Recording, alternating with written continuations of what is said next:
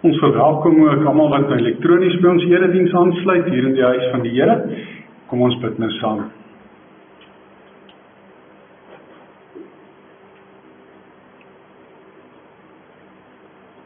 Vader, ons aanbid U vanoggend omdat U skepper is van die hemel en die aarde. Jesus Christus, ons aanbid U vanoggend omdat U die verlosser is. Omdat U ons tot die uiterste toe lief gehad het en die kosbaarste prys moontlik betaal het, sodat ons uit genade vrygespreek kan word.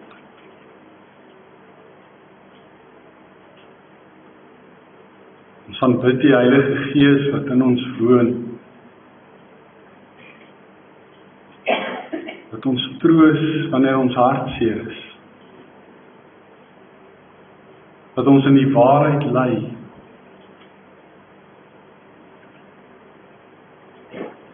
wat ons seën met al die seëninge wat daar in die hemel is, en ons oorlaai met gawes en talente, sodat ons U gemeente as liggaam van Christus daardeur kan opbou.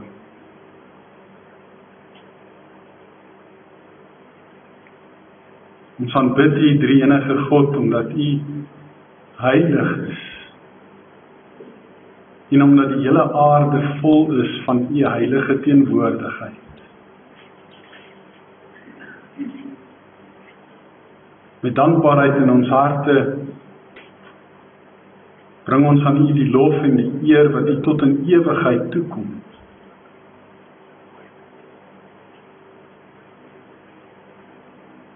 En dank ons U vir die voorreg om nou saam met ons medegelowige broers en susters te kan stil word. En te kan fokus op dit wat U deur die woord en deur die Gees en deur die diensknegt vir ons wil sê.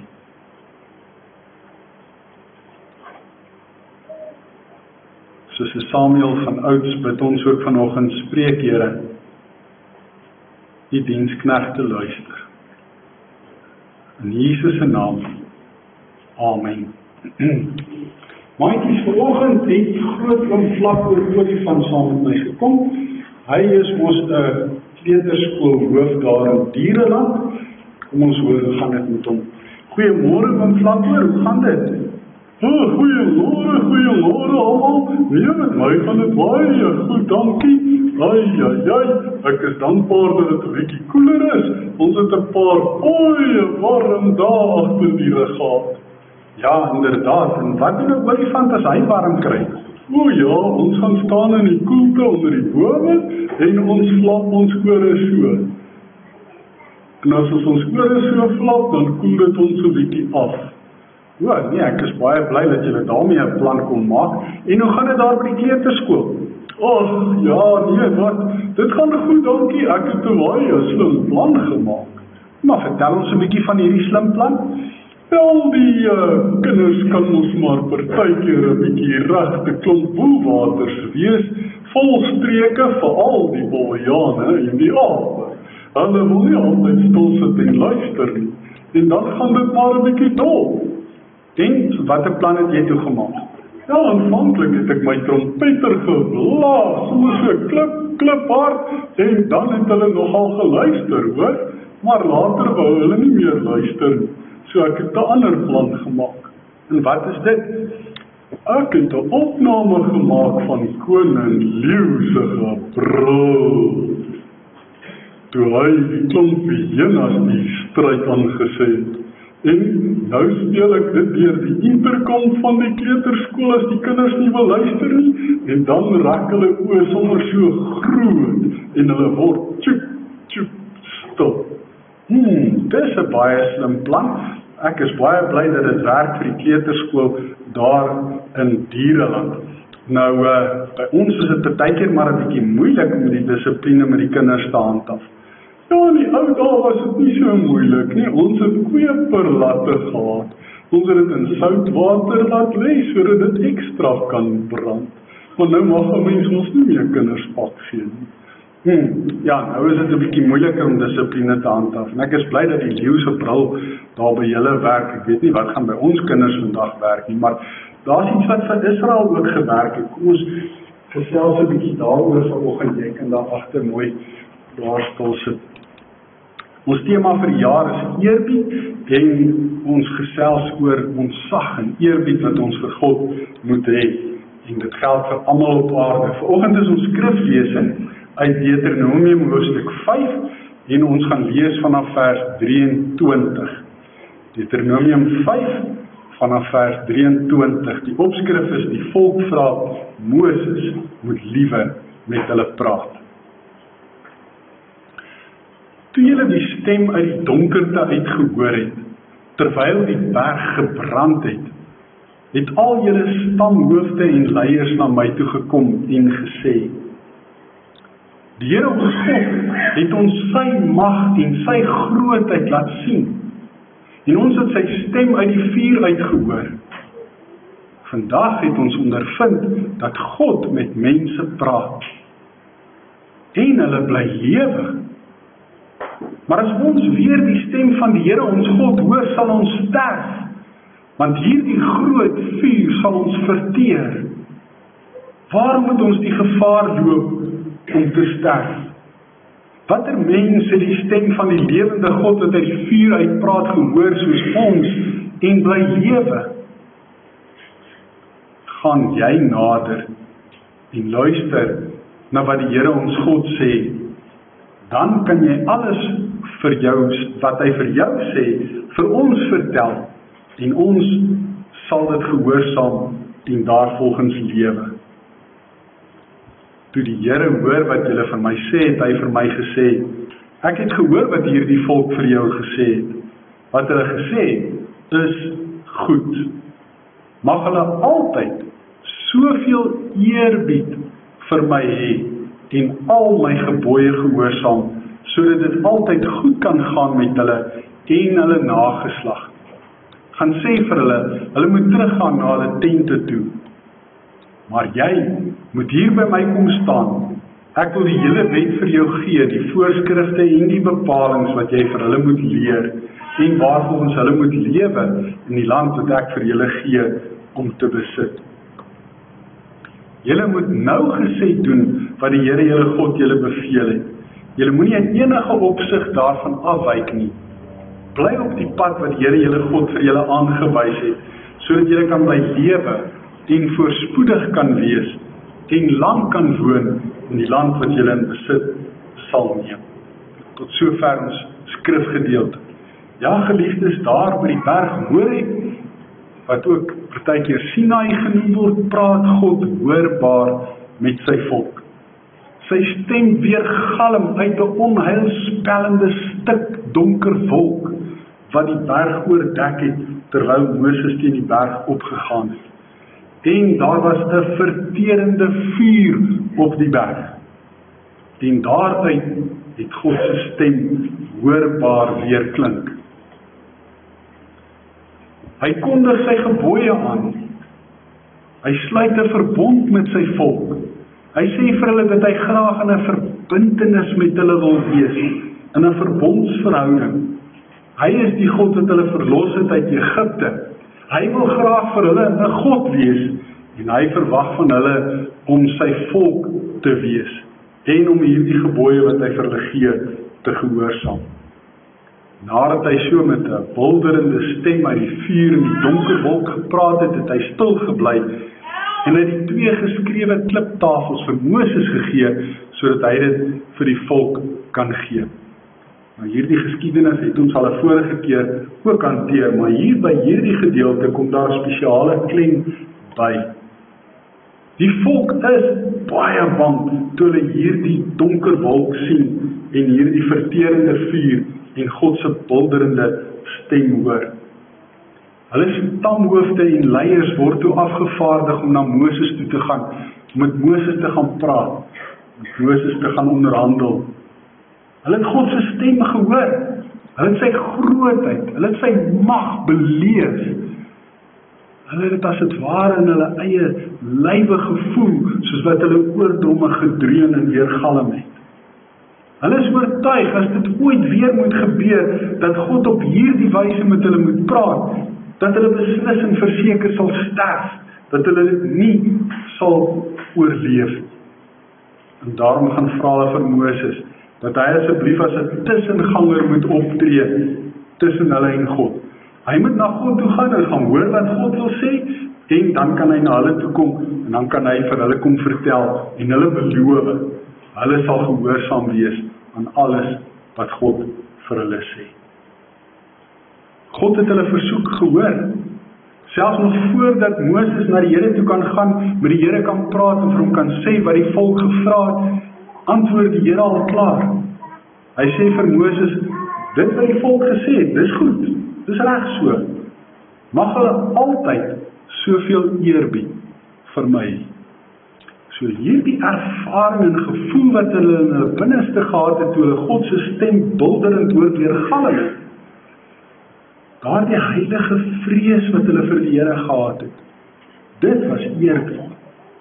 Dit was respek en dit was ontzag vir die lewende God. Soveel so dat hulle geglo het, as dit ooit weer moet gebeur, dat hulle sal sterf. Dan sê die Here vir Moses, mag hulle al my gebooie gehoorsaam, sodat dit altyd goed kan gaan met hulle en hulle nageslag. En daarna begin hy om vir Moses te onderrig, om hom die gebooie te gee, om hom alles te leer wat die implikasies daarvan is, al die riglyne en die bepalinge, wat hy wil hê sy volk moet gehoorsaam. En hy doen dit met Moses daar een kant alleen. Die vorige keer het ons gehoor hoe dat Moses dit dan aan die volk gaan oordra, en hoe hy hulle dan weer op sy beurt gaan leer het wat die Here gesê het. En dan aan die einde, net voordat God en Moses uit mekaar uitgaan, gee God 'n laaste waarskuwing vir die volk, en saam met hierdie waarskuwing 'n belofte, selfs meer as een belofte.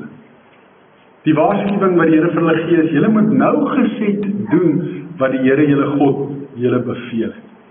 Nou maatjies, nougeset is 'n woord wat julle dalk nou nie ken nie, en ook nie 'n woord wat julle baie gebruik.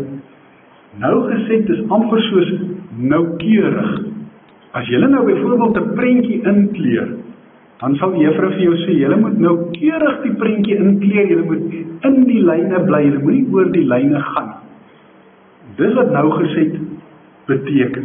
Jy bly binne die lyne, binne die riglyne wat God vir jou gee. Jy gaan nie oor die lyne nie, jy doen presies wat jy veronderstel is om te doen. Nougeset, noukeurig, presies. Nie in een opsig mag julle daarvan afwyk nie, sê die Here vir Moses, en dis wat hy aan die volk moet oordra. Stiptelik moet hulle elke gebod gehoorsaam, noukeurig, nougeset. As die Here vir hulle sê, hulle mag nie ander gode dien nie, dan mag hulle nie ander gode dien. As hy sê, hulle mag nie enige beeld of afbeelding maak van wat in die hemel daarbo of op die aarde hieronder of in die see is nie, dan mag hulle nie beelde maak en daardie beelde aanbid. As hy vir hulle sê dat hulle sy dag moet heilig, en dat hulle dit moet gedenk as 'n rusdag, dan moet hulle dit doen. Dan mag hulle nie allerhande goed doen wat hulle eie belange bevorder nie. Hulle moet spesiaal daardie dag fokus op die Here. En as hy vir hulle sê, hulle moet sy naam heilig, dan moet hulle weet, hulle mag nie sy naam misbruik nie. Hulle mag nie sommer net God se naam op hulle lippe neem nie. Veral nie as 'n vloekwoord. Want God is heilig en hy verwag die hoogste eerbied vir hom en vir sy naam. En hy vra ook van hulle dat hulle eerbied moet hê vir hulle ouers, dat hulle ouers moet gehoorsaam en ouer mense moet respekteer, dat hulle nie moet moord pleeg of egbreek pleeg of steel nie, vals getuienis aflê of begeer nie, dat hulle ook nie egskeidings mag doen nie, want God wil hê hulle moet nougeset en noukeurig lewe volgens sy wil. Sy wil vir hulle is liefde. Liefde vir hom bo alles, liefde vir hulle naaste soos hulle self. Hy vra vir hulle, bly op die pad wat ek vir julle aangewys het. Dis die regte pad. Dis die koers waarlangs ek wil hê julle moet loop. Moenie buitekant die lyntjies inkleer nie. Bly binne in die lyntjies. En as dit gebeur, as julle gehoorsaam is en my gebooie stiptelik uitvoer, as julle eerbied het vir my naam en altyd eerbied het vir my naam, dan gaan julle 'n lang lewe kan hê. Nou vir die mense in daardie tyd is dit 'n belangrike seën om te kan weet dat ek 'n lang lewe gaan hê. En dan verder ook dat julle voorspoedig kan wees. As julle in julle boerdery besig is om druiwe te saai, dan sal daar goeie oeste wees. Julle skape sal genoeg lammers kry, julle beeste genoeg kalwers, julle bokke genoeg lammetjies. Dit sal goed gaan met julle. Dit sal voorspoedig gaan met julle as julle dit gehoorsaam. En boonop sal julle lank kan bly woon in hierdie beloofde land wat ek vir julle in besit sal laat neem. So dis allerhande beloftes wat vir die volk in daardie tyd van onskatbare waarde was.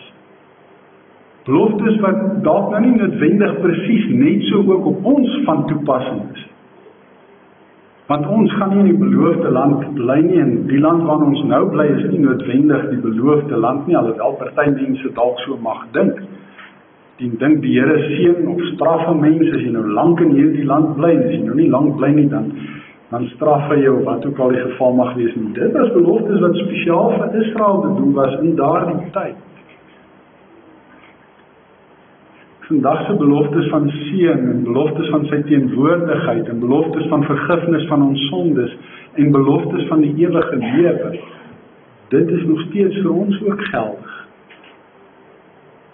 Beloftes wat God ook vir ons gee wanneer ons gehoorsaam en getrou in hom is, uit dankbaarheid vir ons verlossing uit genade. Watter boodskap wil God vir ons deur hierdie gedeelte gee? Geliefdes, het jy al gewens jy kon direk met God kommunikeer en sy stem hoorbaar hoor? Partykeer het 'n mens belangrike besluit om te neem. Jy moet 'n keuse maak tussen, sê nou maar, A of B. En jy wil graag die regte besluit neem. Want elke besluit wat 'n mens neem, het sekere gevolge. Soms goed, maar soms ook sleg en soms baie sleg. En as 'n mens voor die tyd weet wat die gevolge presies gaan wees, dan is dit so 'n bietjie makliker om daardie besluit te neem. En as 'n mens weet wat God se wil vir jou lewe is, dan help dit jou ook in hierdie besluitnemingsproses. Toe ons jonk en kinders was daar 'n paar beroepe waaruit 'n mens kon kies. En net baie jong mense, as hulle met matriek begin, alreeds geweet watter beroep hulle wil volg. Het hulle klaar daardie keuse gemaak, daardie besluit geneem. Vandag is dit baie moeiliker. Want daar is duisende moontlike beroepe. En daar is duisende waarvoor jy dalk gekwalifiseerd kan wees. Wat jy dalk goed sal kan doen. Hoe kies 'n mens nou die regte?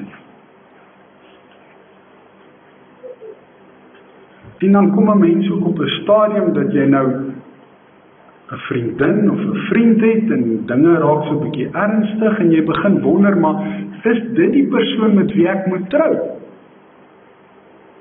Is dit die regte persoon?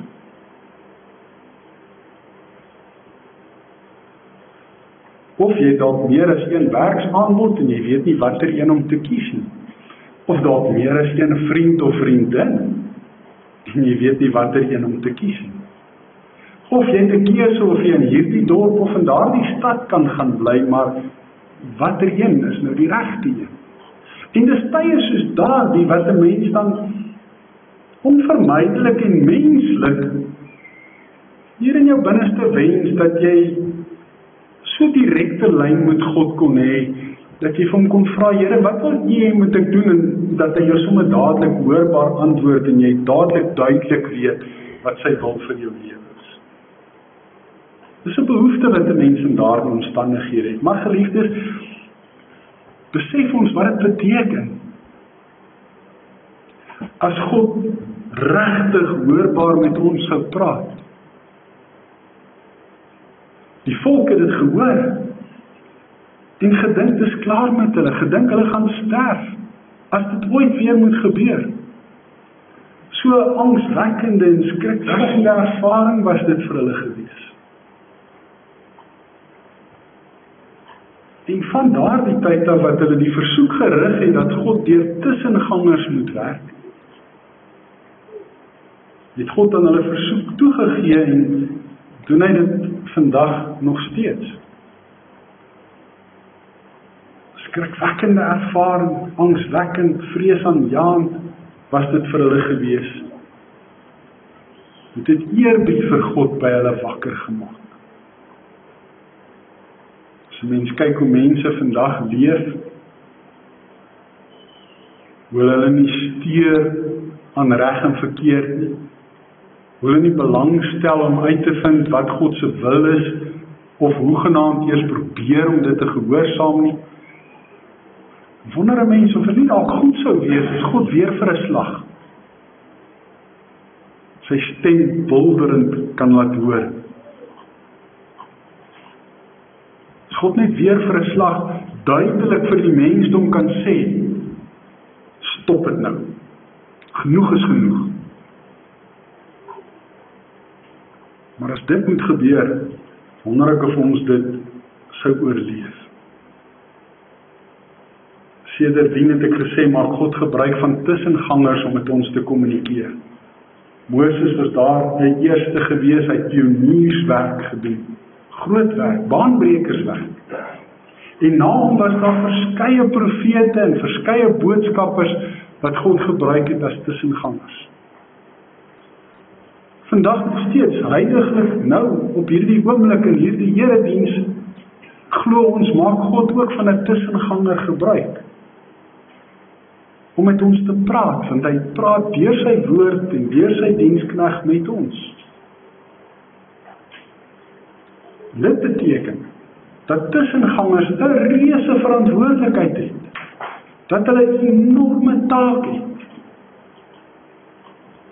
Een van ons professore het altyd gesê, meneere, jou werk behels dat jy jou oor so na as moontlik aan God se mond moet hou. Sodat jy kan hoor wat hy wil sê. En jou ander oor moet jy so na as moontlik aan jou lidmate se mond hou. Sodat jy kan hoor wat hulle behoeftes is.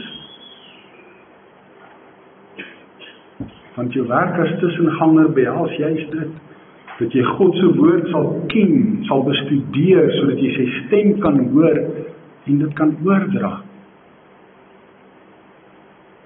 En ek moet vir u sê, geliefdes, dit is so 'n groot verantwoordelikheid dat 'n mens nie anders kan as om met bewende broekspype op 'n kansel te klim nie. Dit is so 'n enorme taak en verantwoordelikheid dat 'n mens dit nie kan doen sonder die hulp en die krag van die Here nie, sonder die gebede van die gelowiges.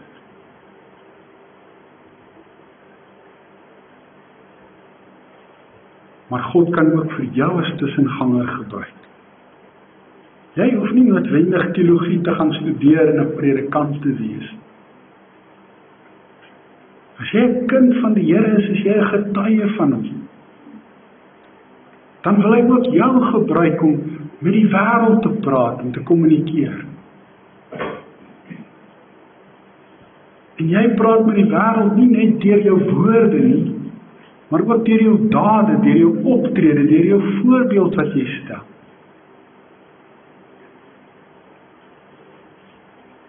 En dit wat ons sê en dit wat ons doen, moet getuig dat ons eerbied het vir God. Juis omdat ons eerbied vir hom het, is ons ook aan hom gehoorsaam. Want eerbied vir die Here lei noodwendig tot gehoorsaamheid. Toe die volk eerbied vir God ervaar en beleef het, het hulle beloof, ons sal gehoorsaam wees. Ongelukkig met die loop van tyd en die loop van geskiedenis, het hulle nie altyd meer gehoor gegee aan die tussengangers wat God gestuur het nie. Het hulle sy profete weggejaag, hulle selfs doodgemaak.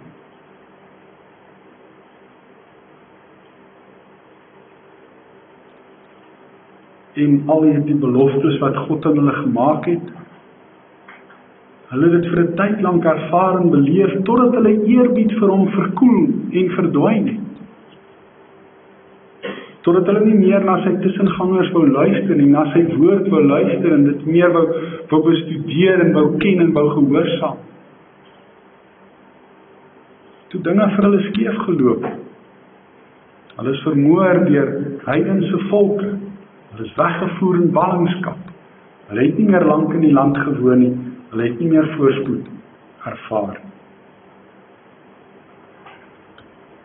Gehoorsaamheid lei tot beloftes van seën. As 'n mens nie is, en ek het dit al baie gesê, en dit is so belangrik dat ek dit weer gaan sê, as 'n mens nie is waar God wil hê jy moet wees, besig om te doen wat hy wil hê jy moet doen, sal jy nie gelukkig wees. Jy sal nie God se seën ervaar en beleef nie. Ja, dit kan dalk lyk asof jy voorspoed ervaar, jy dalk 'n klomp geld op jou beskikking, jy dalk ryk geërf, jy dalk 'n goeie werk en jy kry 'n goeie inkomste. Maar daai aardse skatte is nie hemelse skatte nie. Hierdie beloftes van seën wat God vir ons in gedagte het baie meer te doen met hemelse skatte as wat dit te doen het met aardse skatte. En daarom het Jesus met die bergrede die mense geleer, soek allereers die koninkryk van God en die wil van God. Dan sal julle al hierdie ander dinge waaroor julle so worry, sal julle dit kry. So as ons die seën van die Here wil geniet, dan moet ons leef binne sy riglyne, nougeset, noukeurig, presies, stiptelik. Ons moenie oor die lyne inkleur nie. Dan sal ons dit ervaar en beleef. Mag ons tussengangers wees, wat ons hemelse Vader regtig kan gebruik, omdat ons uit eerbied vir hom, nougeset en noukeurig gehoorsaam is aan hom. En almal wat na ons kyk, kan sien wat dit beteken om eerbied vir die Here te hê. Amen. Kom ons bid saam. Hemelse Vader,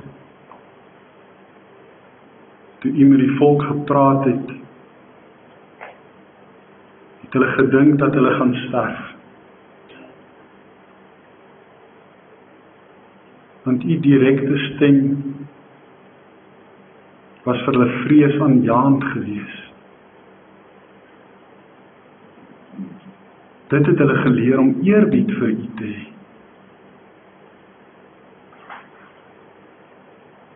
Vader, dankie dat ons vandag ook tussengangers kan hê en ook kan wees. Dat daar nog volop tekens van eerbied vir U teenwoordig is. Al leef ons in 'n goddelose wêreld waarin die boosheid en die sondigheid van die mens dreig om alles te verwoes en te vernietig.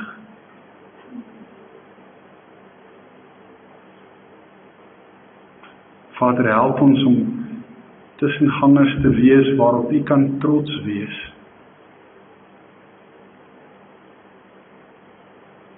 Tussengangers wat gehoorsaam is aan U en wat getuig van U liefde en genade in hierdie wêreld, sodat ons lig en sout vir die wêreld kan wees.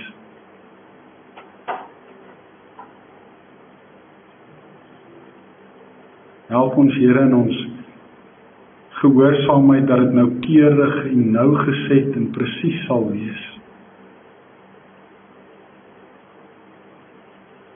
Vader, dan baie keer het ons in ons lewe baie moeilike besluite om te neem. Keuses om te maak wat ons toekoms radikaal kan beïnvloed. keuses oor die beroepe wat ons moet volg, die plekke waar ons moet bly, die huweliksmaats waarmee ons moet trou. Here, gee dat ons daardie keuses altyd sal maak in diepe afhanklikheid van U. Dat ons antwoorde op ons knieë sal soek. En dat ons daarna sal strewe om in alles wat ons doen vir U te eer en te verheerlik. Vader, ons bid vir ons gemeente, ons leiers, ons kerkraadslede. Ons bid vir elkeen wat betrokke is, van die oudste tot die jongste. Ons bid vir al ons jeugaksies en die Bybelonderrig. Ons weet dat dit vir U van kardinale belang is. Ons bid vir elke onderwyser daar wat as tussengangers optree, met 'n groot en verantwoordelike taak, om die kinders te kan leer wat U wil vir hulle lewe is. Ons bid vir al die ouers. Daar is soveel ouers, Vader, wat skynbaar nie die belangrikheid besef om hulle kinders in die ruimte van die kerk en die Bybelonderrig en jeugaksies groot te maak nie. Ons bid, Here, dat daardie insig sal deurdring en dat hulle sal besef hoe belangrik dit is. Want as daardie eerbied en respek nie van kleins af gekweek word nie, dan is dissipline ook amper 'n saak van onmoontlikheid. Vader, ons bid vir elkeen wat siek en hartseer is, vir elkeen wat finansiëel swaar kry en behoeftig is. Ons vra, Here, dat U voorsiening en U groote liefde en genade sal maak. En dat U ons ook bewus sal maak waar U wil hê ons moet help. Dankie dat ons dit alles in Jesus se naam kan bid en dat U ons gebede verhoor. Amen. Hier is nou geleentheid om die Here te dien met die dankoffers en liefdesgawes.